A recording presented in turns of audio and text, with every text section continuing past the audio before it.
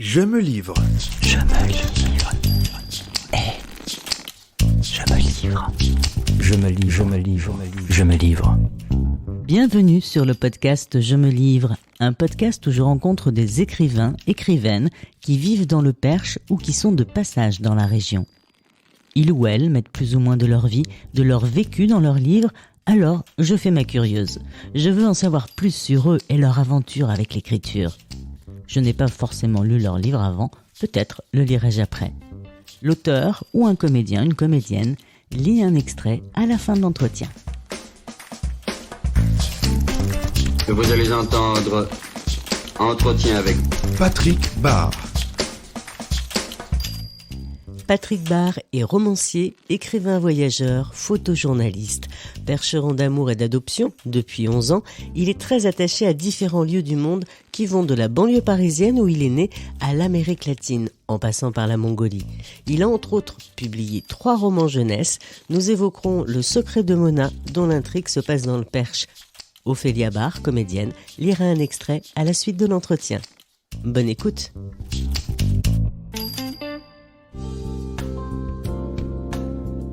Patrick Barre, bonjour. Bonjour. Merci d'être l'invité du 4e épisode du podcast Je me livre. Parle-nous un petit peu de tes métiers. Photographe, tout d'abord. Tu as commencé jeune. D'abord, merci de m'inviter. J'ai commencé effectivement très jeune, à 19 ans. J'ai été l'assistant d'un photojournaliste dès cet âge-là.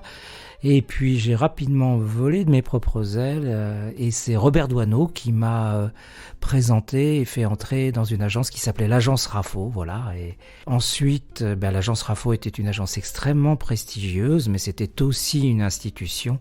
Et quand on a 20 ans, évidemment, c'est comme quand on a 17 ans, on n'est pas sérieux. En tout cas, pas assez sérieux pour une institution. Et donc, je me suis envolé et puis ensuite, j'ai continué mon parcours dans différentes agences. La plus récente s'appelle Signature, c'est une maison de photographes, c'est notre toit. Et puis, j'ai beaucoup travaillé sur la banlieue parisienne, qui est vraiment liée à mes origines. C'est là où j'ai grandi, je suis un pur produit du 9-3, comme on peut dire.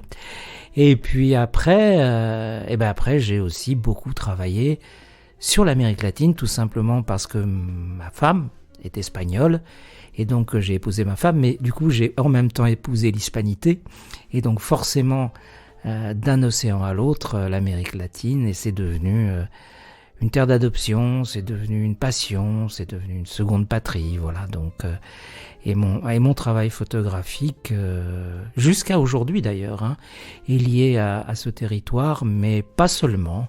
C'est aussi le Perche, c'est aussi Préau du Perche où je vis.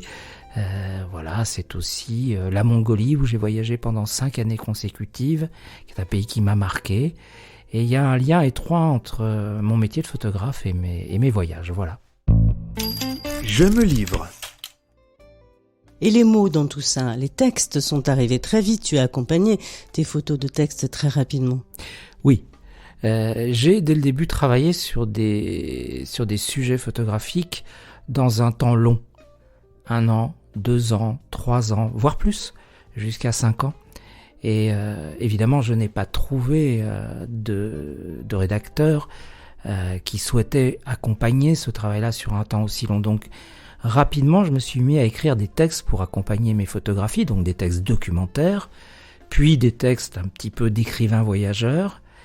Et j'ai sauté le pas en 1996, quand j'ai découvert la frontière américano-mexicaine. On dit toujours qu'il y a des moments charnières dans une vie avec un avant et un après. Mon moment charnière, ça a été la découverte de la frontière américano-mexicaine, avec ce mur dont on oublie trop souvent que c'est Bill Clinton qui en a décidé la construction, avec ces milliers d'usines délocalisées du côté mexicain de la frontière, et avec ces dizaines, centaines de milliers de jeunes femmes employées dans ces usines, dans des conditions infrahumaines, où leur dignité à la fois de femme et d'être humain était foulée aux pieds. Et je suis arrivé dans une ville qui s'appelle Ciudad Juárez, qui est à la frontière avec El Paso, Texas. Et là, ces femmes qui travaillaient dans les usines dans un contexte territorial de violence, de narcotrafic, de corruption, étaient victimes d'assassinats. D'abord 1, puis 10, puis 50, puis 100, puis 500, puis 1000. De telle sorte que dans cette ville, notamment à cause de l'impunité, la chasse aux femmes était devenue un loisir pour les hommes. C'est dans cette ville qu'est né un mot qu'on entend très communément aujourd'hui partout, y compris en France, qui est le mot de féminicide. Le meurtre d'une femme parce qu'elle est une femme. Ce mot est né dans la bouche d'une féministe mexicaine qui s'appelle Marcela Lagarde. Et moi, j'ai documenté toute cette affaire-là et j'avais envie de donner une vie à ces femmes qui refusaient le statut de victime, mais qui au contraire étaient debout pour lutter contre l'impunité, pour lutter pour leur vie, pour la vie des autres femmes. C'était tellement magnifique et je me suis dit, les photos, ça suffit pas, un texte documentaire, ça suffit pas. De combien d'articles de presse on se souvient avoir lu à la fin de sa vie? Pas beaucoup. C'est pas son rôle à la presse, son rôle c'est l'apport au débat démocratique. Par contre, des romans, à vie, on s'en souvient. Pourquoi ? Parce qu'on s'est identifié à des personnages d'encre et de papier. Et donc c'est comme ça que la digue qui retenait les mots a cédé pour parler de ces femmes dans un premier roman qui s'est appelé La Frontière. Voilà. Qui a été primé ? Qui a été primé, qui a été publié au Mexique, ce qui était un juste retour des choses et une très belle récompense pour moi. Une réaction, Johannes, 19 ans, service civique au podcast du Perche qui arrive aujourd'hui. Johannes, quand tu entends Patrick parler de ses voyages, de son métier de photographe, de l'écriture, une question qui te vient ? Après tous ces problèmes avec le confinement, le Covid, tout ça, est-ce que tout de même il y a un prochain voyage de prévu à un pays ? Forcément, il y a un prochain voyage prévu et c'est tous les jours en réalité le voyage. J'ai toujours pensé, et c'est aussi pour ça que j'ai commencé par un travail personnel sur la banlieue qui m'a vu grandir. J'ai toujours pensé que le voyage commence à partir du moment où on ouvre la porte de sa maison. C'est devant chez soi le voyage, ça commence. Donc, au fond, c'est vrai que les horizons lointains, on est très nombreux à en être privés à cause de la pandémie, mais en même temps, le voyage, pour moi, n'est pas forcément quelque chose de lointain. J'ai travaillé, par exemple, pendant 1 an au domaine du Bois-Landry, qui est en Eure-et-Loire, et c'est tout près d'ici, mais j'ai l'impression d'être parti extrêmement loin, à avoir passé des nuits à dormir dans la forêt, pendant toutes les saisons, sous la neige, à la pleine lune en plein été. Enfin voilà, on peut voyager finalement devant chez soi. Le voyage, c'est pas une question de distance, c'est plus une question d'état d'esprit. Donc voilà, le prochain voyage, c'est pour demain. L'importance du livre dans une vie, tu le disais tout à l'heure. Quel est le premier livre que tu as lu et qui t'a marqué ? Le premier livre que j'ai lu, c'est un roman. Je me souviens très bien parce que j'avais 8 ans. On était en camping avec mes parents dans le midi et je regardais les adultes jouer à la pétanque. Et ma foi, il y a eu un coup mal visé. Et donc, au lieu du cochonnet, c'est mon pied que la boule de pétanque a atteint. Et donc, je me suis retrouvé sous la tente, en plein été, il faisait très chaud, à m'ennuyer avec un pied plâtré. Et mon père, pour me consoler, est allé chercher un livre, qui est un roman. Alors, à l'époque, c'était à la Bibliothèque Verte. Et à l'époque, c'était en littérature jeunesse, ce qui n'est plus le cas aujourd'hui.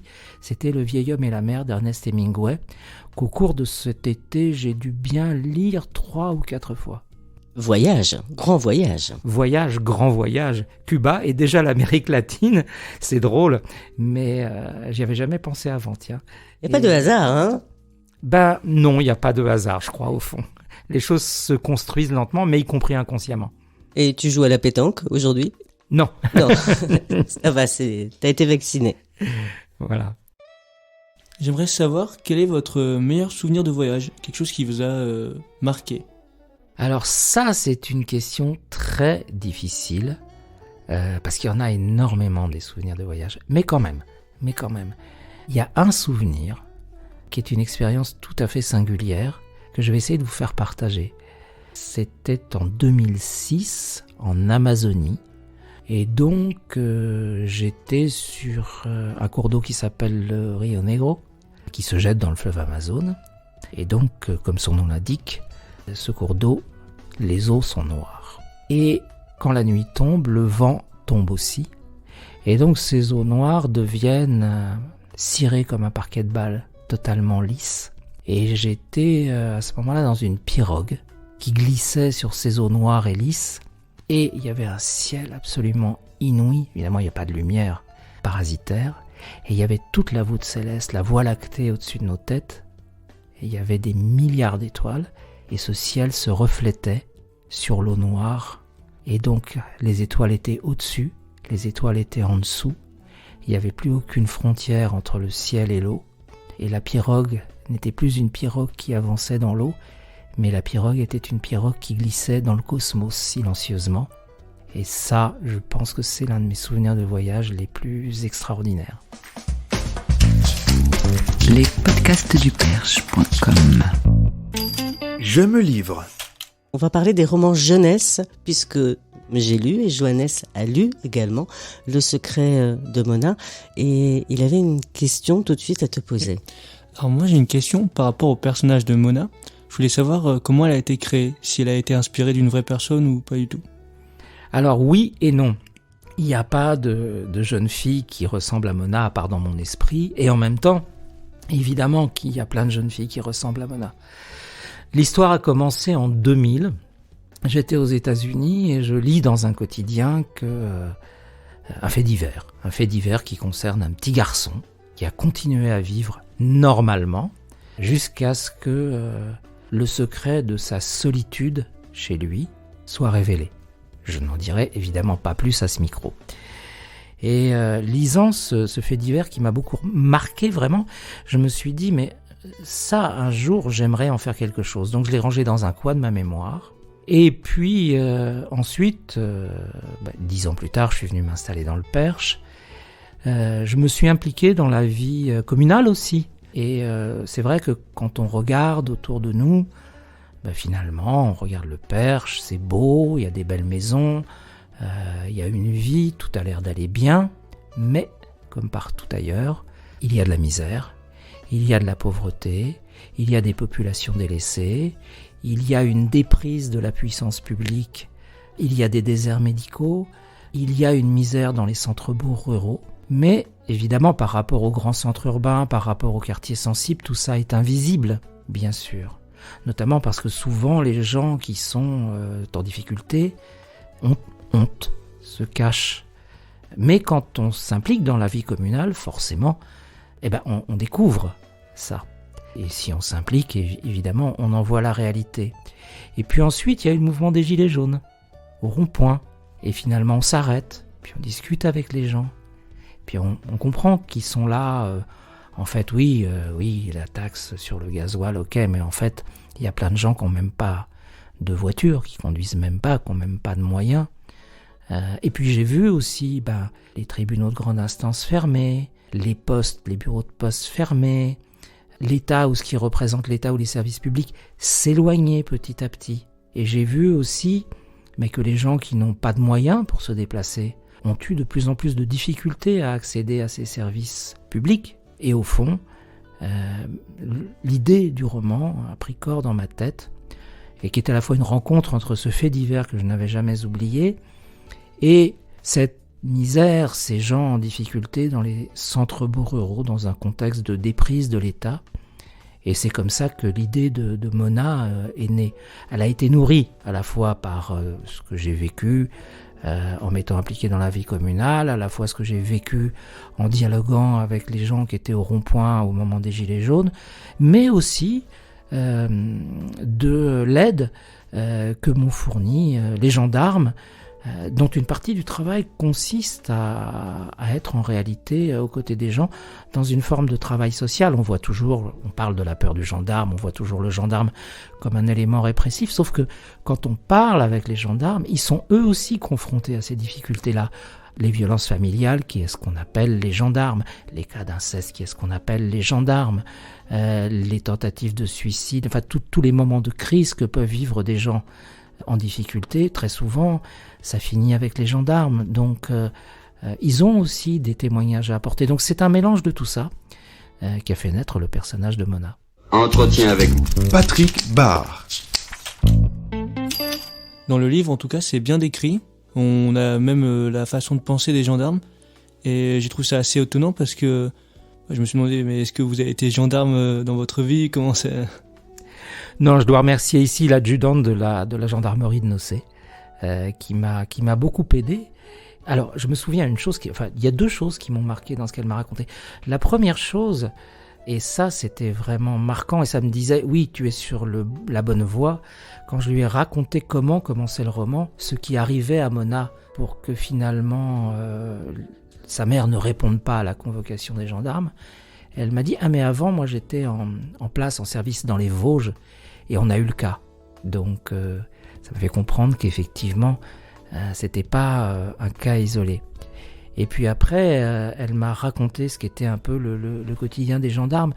Et elle m'a raconté notamment, et ça m'a aussi beaucoup marqué, comment elle et les hommes de la gendarmerie, et les femmes de la gendarmerie aussi, avaient réussi à empêcher une mère totalement désespérée de tuer ses enfants et de se tuer après. Ils avaient réussi à empêcher un véritable drame, et sans à la fois choquer les enfants, ni emprisonner la mère, et elle considérait ça comme une victoire magnifique, voilà. Donc on voit aussi que le rôle des gendarmes, c'est pas juste, bien sûr que c'est ça aussi, verbaliser, contrôler la vitesse, les stops, les attestations en période de Covid, oui, il y a cet aspect-là des choses, mais il y a aussi des hommes et des femmes qui sont appelés au beau milieu de la nuit parce que dans une famille, il y a un drame, voilà. Donc c'est important pour toi de lever les a priori, d'essayer d'éclairer. Où qu'on soit et quoi qu'il advienne, on est toujours face à des êtres humains. Et donc on a trop souvent tendance à penser que, ma foi, c'est simple, ou à émettre des jugements simples. Mais en réalité, un être humain, c'est incroyablement compliqué. C'est contradictoire, c'est paradoxal. Et justement, c'est ça qui m'intéresse, parce que si les êtres humains étaient simples, les écrivains n'auraient rien à raconter. On lit, c'est vrai, on se fait du bien en lisant pour s'ouvrir l'esprit. Voilà, et puis moi, c'est vraiment ce qui m'intéresse, la complexité humaine en tant qu'écrivain, en tant que personne, mais en tant qu'écrivain. Évidemment, la complexité humaine, c'est ce qui est le plus intéressant. Qu'est-ce que c'est qu'un roman ? C'est pas l'histoire qui est la plus importante au fond. Dans un roman, ce qui est le plus important, c'est les personnages du roman. On s'identifie pas à une histoire, on s'identifie à des personnages de roman. Donc c'est eux. Un roman, ce sont des personnages à qui il arrive quelque chose, et qu'importe qu'ils soient vrais ou pas vrais, puisque de toute façon, pour le lecteur, comme pour l'auteur d'ailleurs, ils sont vrais. Je me livre. Et tu es parti avec Le Secret de Mona, il y a une intrigue. Et d'ailleurs, tu m'as bien eu, parce que, et je n'en dirai pas plus évidemment, mais à un moment, je me suis dit, ouais, ok, ça va se passer comme ça. Non, pas du tout. Donc j'adore, j'ai été épatée parce que je me suis dit, non. Moi aussi, j'ai été épaté parce que je m'y attendais pas. Il arrive que les personnages vivent leur vie aux dépens de l'auteur. Mais Mona, c'est un petit peu particulier dans la façon dont je l'ai écrit, parce que j'ai rédigé le roman. C'est difficile sans rien dévoiler, mais je vais essayer. Et disons que c'était écrit, ce qui s'était passé. Mona arrive à un stop. Elle est au volant d'une Twingo pourrie. Son petit frère d'1 an est à l'arrière, il grelotte de fièvre. Elle l'emmène aux urgences. On est dans la région de Nogent-le-Rotrou, on n'est pas ici. Et bon, comme elle est pressée, le stop, elle le grille un peu, pas de peau, il y a les gendarmes, donc il l'arrête quand il découvre le bébé derrière qui grelotte de fièvre, quand elle dit qu'elle va aux urgences, ils sont pas stupides, ils l'escortent. Voilà, très bien. Sauf qu'une fois que le bébé est pris en charge, mademoiselle, les papiers du véhicule, votre permis, les papiers elle les a, mais le permis, elle a 16 ans, elle les a pas. Donc on va convoquer la maman, mais la maman n'apparaît pas. Jusque-là, tout est écrit, et ce qui s'est passé en réalité, dans ma tête, c'était très clair. Mais il y a un moment dans le roman où, effectivement, on doit comprendre ce qui s'est passé, et à ce moment-là, qui est un moment très important, je me dis « et si ?» 3 petits points. Qu'est-ce qui se passerait ? Et finalement, je pars dans cette direction-là. Et ensuite, à nouveau, à chaque carrefour, je me repose la question « et si ?» 3 petits points. J'ai été, disons pas formé, mais encouragé à écrire par un écrivain qui est malheureusement aujourd'hui décédé et qui était un grand ami qui s'appelait Thierry Jonquet. Et Thierry Jonquet me disait toujours « Tu sais, j'essaie de faire pour moi aussi ce que le lecteur et ce que moi-même je n'attends pas. Ce qui ne veut pas dire faire l'inverse, parce que sinon on s'attendrait au fait qu'on va faire l'inverse. Mais au contraire, ce que j'attends pas et ce que le lecteur attend pas, autre chose. Donc c'était pas prévu et j'ai été surpris aussi. Donc la voix de Mona était dans ta tête ? Ah mais c'est vrai que je l'entendais parler, Mona, dans ma tête. Pendant que j'écrivais, elle parlait, je l'entendais, je l'écoutais, et en fait, je recopiais ce qu'elle disait dans ma tête. Donc Mona était en toi, Oui. avec cette voix. Oui, alors je suis pas le premier, il y a Flaubert qui a dit ça aussi, Madame Bovary, c'est moi. Mais non, en fait, c'est tous les personnages d'un roman, un écrivain. Parce que, qu'est-ce que c'est qu'un roman ? C'est un transmetteur d'empathie entre un lecteur et un écrivain. L'auteur, il va ressentir, pas seulement à la place de Mona, mais finalement à la place de tous les personnages, ce que les personnages ressentent. Et puis, qu'est-ce qu'il va faire le lecteur ? Pareil. Donc le roman, c'est juste le transmetteur d'empathie entre deux personnes. Et sur l'écriture, les 16 ans, tu ne les as plus, t'as pas l'âge de Mona aujourd'hui. Donc les expressions, tu étais à l'écoute, tu as écouté les jeunes, tu t'es baigné dans le monde des jeunes pour prendre ces expressions de Jones. Il se trouve que j'anime beaucoup d'ateliers d'écriture, donc forcément avec des jeunes beaucoup, et ceux qui participent à mes ateliers d'écriture, selon les cas, ils ont entre 15-16 ans et 22-23 ans. Donc je suis tout le temps au contact de jeunes, je les écoute parler, et c'est marrant d'ailleurs parce qu'il y a des expressions nouvelles tous les ans, il y a des expressions qui deviennent obsolètes tous les ans, c'est une langue très vivante qui évolue sans arrêt. Par exemple, là maintenant, les filles quand elles parlent de leur copain, elles disent mon crush. L'année dernière, elles disaient pas mon crush. Tu entends les copines dire mon crush ? Je l'entends, oui, mais je le dis pas. Moi, je connaissais pas, hein. Avant, moi non plus. Et tu prends des notes ou tu mémorises quand tu entends ce mot-là Non, je prends pas de notes, mais quand j'écris, effectivement, les personnages parlent dans ma tête, donc si c'est quelqu'un qui a 16 ans, hop, tu vas récupérer. Il parle comme ça. Je suis pas tout seul, personne n'est tout seul dans sa tête, mais je crois qu'un écrivain, il y a du monde à l'étage. Alors, ça t'est déjà arrivé de lire un livre et d'avoir l'écrivain en face de toi ? Non, c'est jamais arrivé. C'est la première fois. J'ai beaucoup aimé ce livre parce que déjà on est surpris, parce que la fin, je vais rien dire, mais voilà quoi, ça m'a un peu troublé d'ailleurs.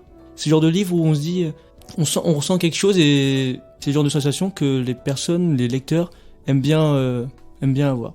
Et je l'ai eu. Je suis très content, merci beaucoup, ça me fait très plaisir. Effectivement, l'esprit humain est un labyrinthe aussi, et donc il peut s'y passer des choses très très très surprenantes, encore bien plus surprenantes que le dispositif que j'ai mis en place. Mais au-delà de ça, parce que ça c'est important, mais c'est au fond pas le plus important. Le plus important, ce sont ces adolescents qui sont abandonnés, livrés à eux-mêmes, parce que parents absents, alors parents absents parce que démissionnaires, ou absents parce que trop occupés, ou absents parce que famille monoparentale, maman à la ramasse avec 10 000 trucs à faire et qui n'y arrive pas. Bref, mais il y en a beaucoup de ces adolescents qui sont en souffrance aussi. Et finalement, Mona est le 3e livre d'une trilogie qui parle de ça, parce que ça me touche beaucoup. Peut-être que ça me touche beaucoup parce que j'ai été un adolescent, et j'ai été un adolescent délaissé parce que père absent, mère trop occupée par ailleurs, voilà, donc livré à moi-même.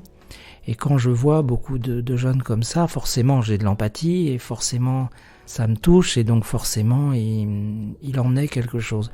Et donc il y a eu un premier roman qui s'appelle « Et mes yeux se sont fermés », qui parle d'une jeune fille de 16 ans, maman très occupée, livrée à elle-même, avec sa petite sœur, et qui est recrutée sur les réseaux sociaux par les recruteurs de Daesh, tout simplement. Voilà, c'est un roman qui a été publié en 2016. Et on la découvre quand elle rentre de Syrie, enceinte, 2 fois veuve. Et voilà, c'est le moment où le roman commence. Et puis il y a eu un autre roman qui parle de Lucas, également 16 ans. C'est marrant, ils ont tous 16 ans, et j'avais eu une discussion avec Marie Desplechin. Alors elles, ils ont, je crois, 8 ans. Et elle disait, mais c'est drôle parce que au fond, il paraît que chacun d'entre nous reste coincé à un âge. Et elle disait, moi je dois avoir 8 ans. Toi t'as 16 ans. Moi je dois avoir 16 ans, voilà, ça doit être ça. T'as toujours 16 ans. Et donc ce deuxième roman, c'est l'histoire de Lucas. Lucas, sa mère, dépression nerveuse, c'est papa du coup qui s'est occupé de lui, fils unique, mais bon, papa pareil, il a un job, il faut s'occuper de maman qui est à la ramasse, et donc c'est compliqué. Lucas, il a un peu grandi tout seul, et Lucas, pour s'occuper, il était devant l'ordinateur, et puis un jour, il est tombé sur des vidéos porno, mais il avait que 12 ans, puis finalement, ça l'a fasciné, puis finalement, il a plus fait que ça, et puis il est devenu sexodépendant, voilà, au cybersexe, comme ça arrive évidemment. Là, j'ai travaillé avec l'hôpital Marmottan à Paris. C'est aussi l'histoire de son chemin d'émancipation, de son addiction, qui est raconté dans ce roman. Et puis le troisième et dernier, donc c'est cette jeune fille, Mona, dont la mère est aux abonnés absents et qui s'occupe toute seule à 16 ans de son petit frère qui a 1 an. Donc roman, mais empreint d'une réalité de nos vies aujourd'hui. Oui, avec beaucoup de questions. Un roman, de toute façon, moi j'ai pas de réponse. Un roman, c'est une question d'abord. C'est rarement une réponse. Si j'avais des réponses, je serais homme politique, je serais pas écrivain. Ah, tu crois que les politiques ont... Je sais pas, ils disent qu'ils ont des réponses. En tout cas, moi... Reste écrivain.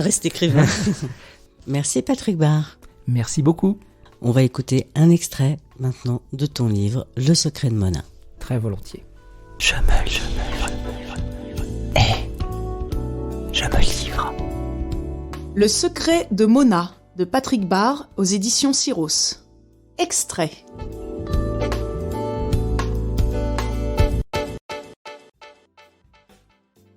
J'économisais sur tout, absolument tout. Mais je voulais que pour son premier vrai Noël, Justin ait un sapin. Alors j'ai pris la voiture et je suis allée en chercher un dans la forêt, avec Solène. Elle s'occupait de mon petit frère et elle faisait le guet pendant que je coupais l'arbre. Celui que j'avais choisi était trop grand pour rentrer dans la Twingo au final et j'ai encore été obligée de le raccourcir. Mais bon, j'ai fini par y arriver. On est rentré à la maison et je suis allée farfouiller dans les cartons qu'on n'avait jamais déballés. Je savais qu'il y avait des décorations, des boules, des guirlandes que Christelle utilisait quand j'étais petite. Il y avait des années qu'on ne les avait pas ressorties. Solène m'a aidée à décorer le sapin. Il sentait bon la forêt. Après ça, on s'est préparé un chocolat chaud qu'on a bu en regardant Quotidien sur TMC. On adore Yann Barthès et son émission.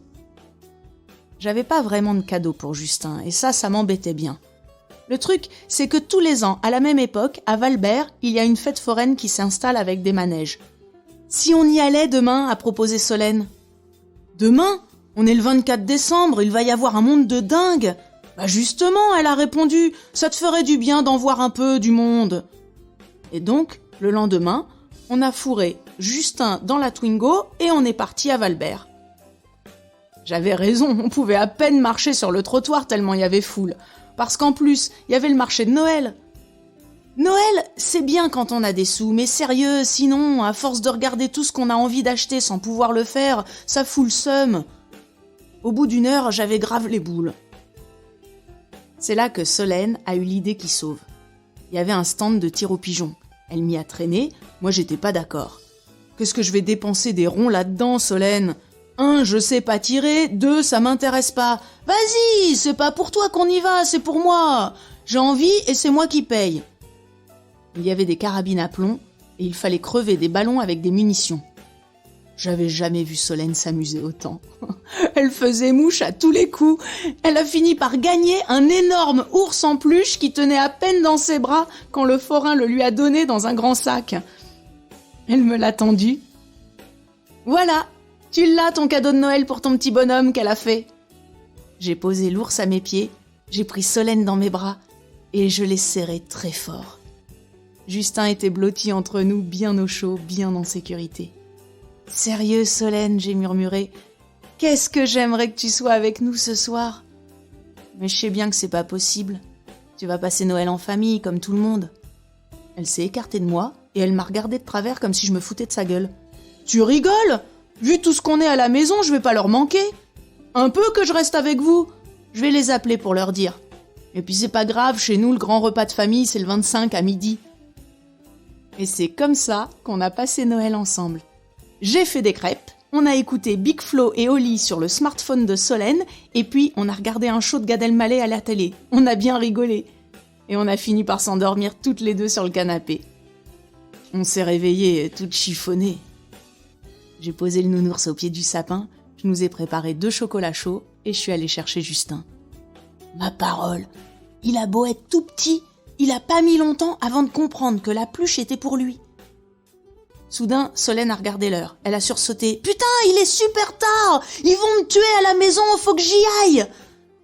Elle a enfilé son blouson vite fait, elle est montée sur son scooter et elle a filé. Je suis restée toute seule à regarder Justin en train de faire un gros câlin à son ours devant le sapin. Et je me suis dit que c'était vraiment un très beau Noël. Je ne pouvais pas imaginer que ce serait le dernier qu'on passerait ensemble. Qu'il nous restait si peu de temps.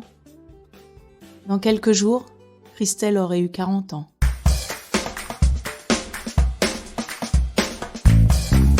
Entretien avec Patrick Barr.